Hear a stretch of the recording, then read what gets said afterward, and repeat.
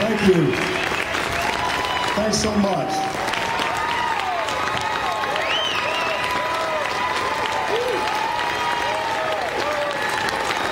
Thanks so much for being here. All right. Look here. This is a beautiful day. It was a great day to ride the motorcycle up, but it's a beautiful day to be here with hard-working American taxpayers who are patriots, who are passionate about their country, who are constitutional conservatives, and know right now we have to make a stand for the future and the legacy of this great nation. You know, it's very important we come to a realization of something so simple. This really is the choice between two futures. What do you want to leave to your children and grandchildren? You know, I can stand here today because of the sacrifices that my parents, born and raised down in South Georgia, some very hard times in the 20s and 30s, but they taught me that you're not a victim, you're a victim. They taught me to take advantage of all the great opportunities that you have here in the United States of America, and never let anyone tell you that you cannot reach whatever level of achievement that you determine within your heart that you can have. That's America.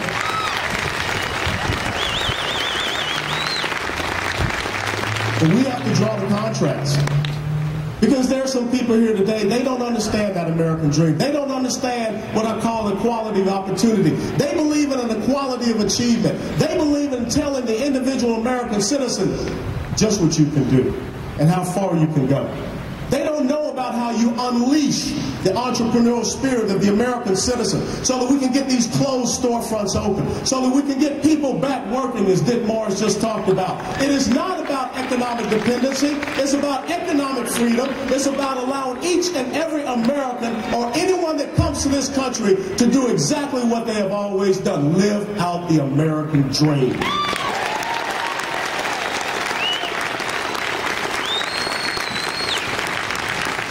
Now, I know the other side is here taking me because the bottom line is this. If I were not effective, if I were not causing them concern, they wouldn't be here. It's all about fear. It's all about fear that comes from someone that breaks down every single one of their stereotypes. Because if I was still that inner city young black man in Atlanta, maybe still on drugs, with a bunch of children from different mothers, not out working, I would be their poster child. But because of the fact that I had a father who served in World War II, that I had a mother who gave 25 years civilian service to a Marine Corps headquarters in Atlanta, that I had an older brother that served in Vietnam, and that I now have a nephew who was just recently selected to be the aide-de-camp to a 3-star general over in Germany. That's not the story that they want to tell. But this is the story I'm here to tell you today. You know, I think some of them out there talked to the meeting. They said Alan West is the craziest person that ever set foot on the House floor. Well, let me tell you who the craziest person that truly ever set foot on the House floor. That's President Barack Hussein Obama.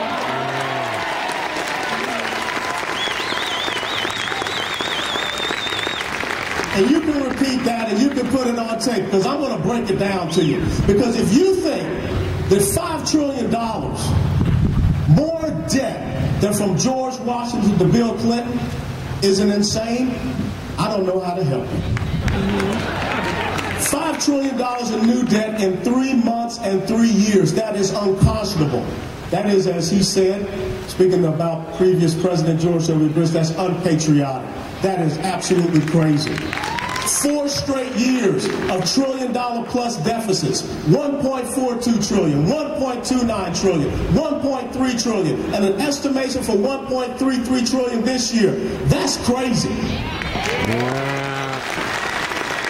A president who comes down here to South Florida really just to raise some money from those millionaires and billionaires that he says are so bad, but he stands there at Florida Atlantic University and comes up with this insidious piece of tax policy called the Buffett Rule. When you break down the numbers on the Buffett Rule and you come to understand that you're only talking about $40 to $50 billion over the next 10 years with a president that wants to take our debt, which is at $15.6 trillion to $26 trillion, you're only talking about a 0.5% impact on the debt and deficit. And when you challenge the president and his talking mouth there in the White House, they said, well, this Buffett Rule really was not about the debt and deficit. But that's what you told the American people it was about. See, what it really is about, ladies and gentlemen, hope and change is gone. Hope and change has been replaced by divide and rule. Because now we have to divide the American people along socioeconomic bounds. We have to divide the American people along racial bounds. We have to divide the American people along gender bounds. Because he is an abject failure in everything that he has done.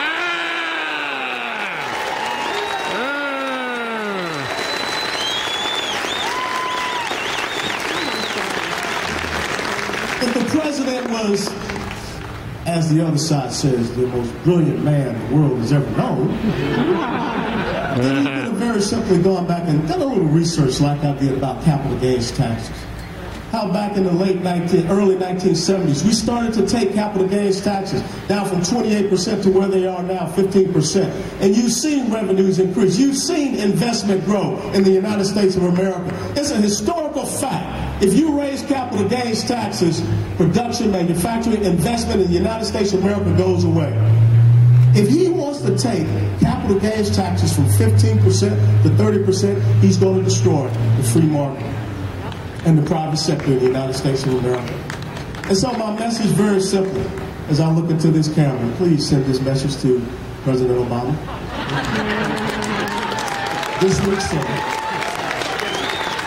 This week, Mr. President, I will be voting no on the Buffett Rule.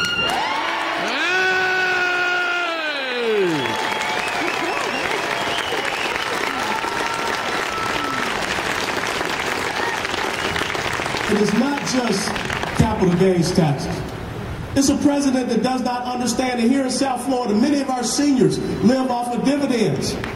And he wants to take dividends taxes from 15% up to a top rate of 43.4%.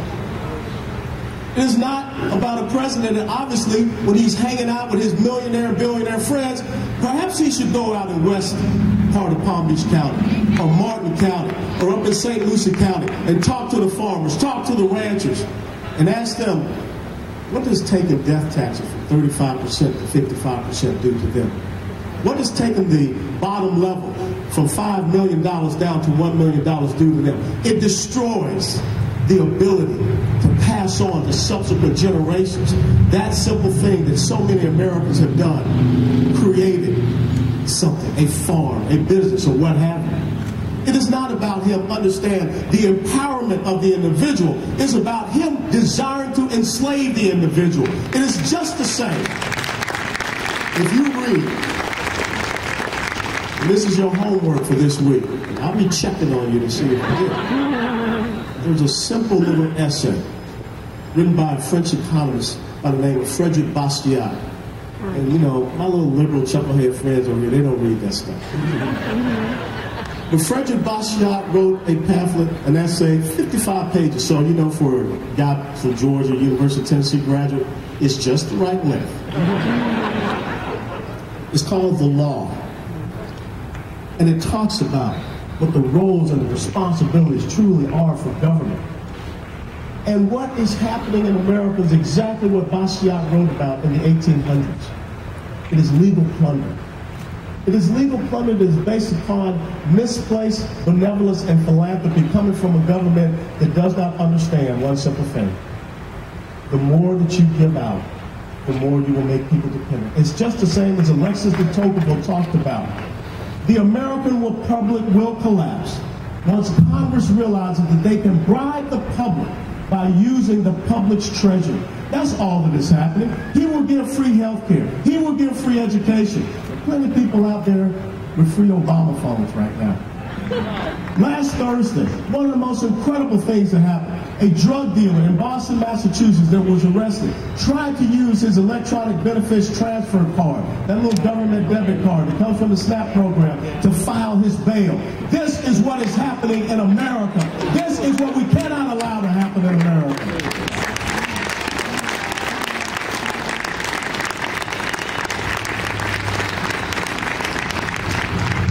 We have a president that does not understand small businesses. He does understand. Yes, you have a president he does that does not understand small businesses, and they operate a subchapter S, LLC corporation. They use their personal income tax rate. So when you continue to talk about raising taxes on people who are out there trying to do the one simple thing, open those closed storefronts, come up with a new idea, come up with a new business, hire these people here all across our great country, especially in a state like Florida where we still have an unemployment that is higher than the national average. But I will tell you, as Dick Morris talked about, our national average is not 8.2%. We've got some 13 million Americans that are out of work. We've got some 8 to 9 million Americans that are underemployed on part-time. We've got 1 to 1.2 million Americans that no one's even counting. That's the sad thing, that Americans don't matter, that we just drop them off of the roads so that we can manipulate numbers to make it seem as though we're doing something productive. That's not how this country should be. And if I'm crazy for standing up against that, then doggone it, I will continue to be as crazy as I can be.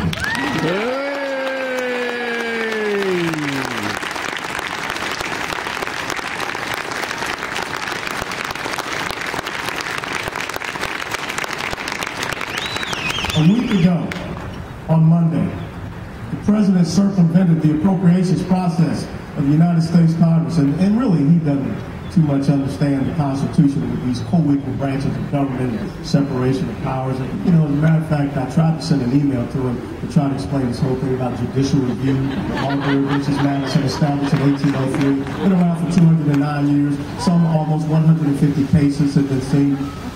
But the president took $500 million of American taxpayer money and he sent it over to the IRS to hire 4,000 new IRS agents as part of the Patient Protection and Affordable Care Act.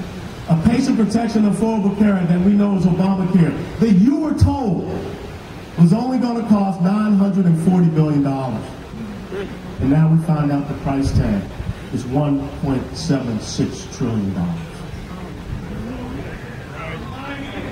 That's kind of crazy if you ask me. But it's even worse. No one's talking about the 11 new taxes that are part of the Patient Protection and Affordable Care Act. Are we really talking about reforming and repairing the healthcare system, or is this just another tax bill? Because it's nothing but 12,000 more IRS agents, 11 new taxes, 3.8% real estate transaction tax. You have a 3.8% capital gains tax that's hidden in there.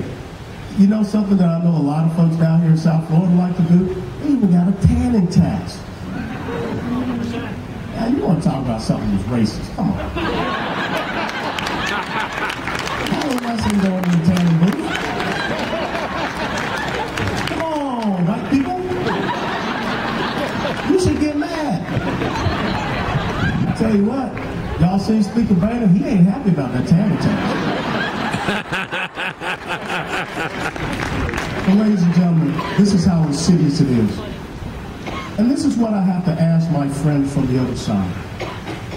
What is your vision for the future of this country? What is it that you want to hand off to our children and grandchildren? Do you want to hand off a diminished country?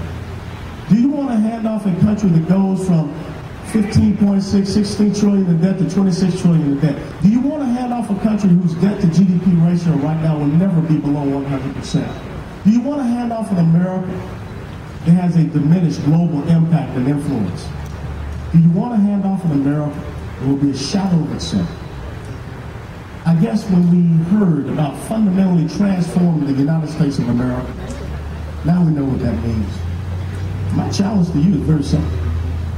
You choose what future you want for this great nation. I know what future I want. I want the exact same future that my parents accepted on 7 February 1961 when I was born. A future that meant We will not succumb to a bureaucratic nanny state because, as Thomas Jefferson said, a government that is big enough to give you everything that you want is also big enough to take it away. But that's what the president wants. Yeah. More of your money so that he can grow this federal government by 53% over the next 10 years. And don't tell me I'm crazy because I read his budget, his fiscal year 2013 budget, which, tell me why it failed 0 to 414 in the House. Tell me why his fiscal year 12 budget failed 0 to 97 in the Senate. Because it is not a blueprint for success for the United States of America.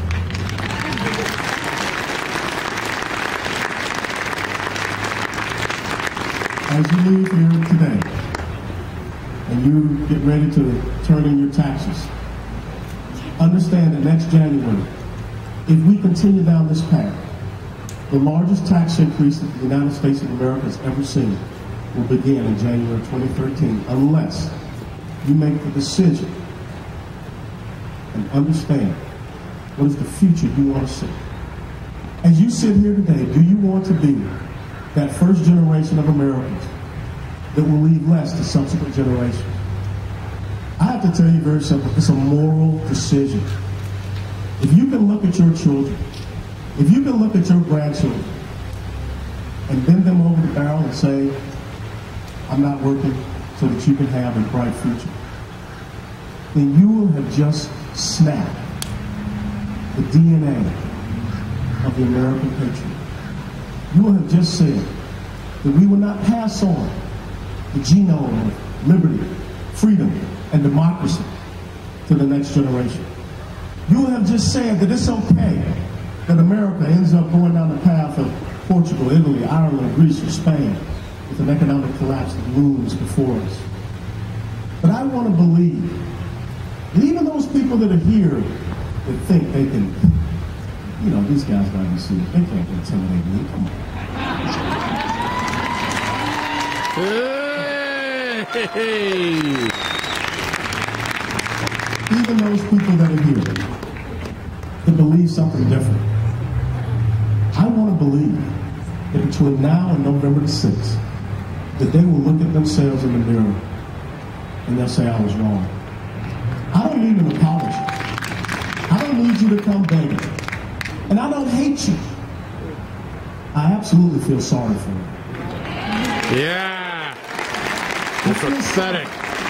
Pathetic. For whatever reason, your parents did not instill in you the values and principles that make this nation great, that make this nation acceptable. So whatever reason, your friends that you hang out with don't get you to challenge and understand the greatness of this country, that don't get you to understand that when those stars and stripes fly, they fly because men and women all over this great globe are standing as watchmen on the walls for each and every one of you. That's right. You want me on that wall. You need me on that wall. I think Winston Churchill said it very succinctly. He said, Americans will eventually do what is right after they have tried everything else. That's right. We tried the hokey changing. It is not in concert with our constitutional conservative principles and values. But each and every one of us must understand that it is about limited government that is effective, efficient, and fiscally responsible. It is about individual sovereignty. It is about our free market. It's about our traditional cultural values, and it's about a very strong national defense. And anyone that believes in things other than that, they have failed to understand the essence of what it means to live in the greatest nation that the world has ever known and have the greatest title that the world has ever known, an America. May God bless you all. And may God bless you. Thank you. Hey. Hey.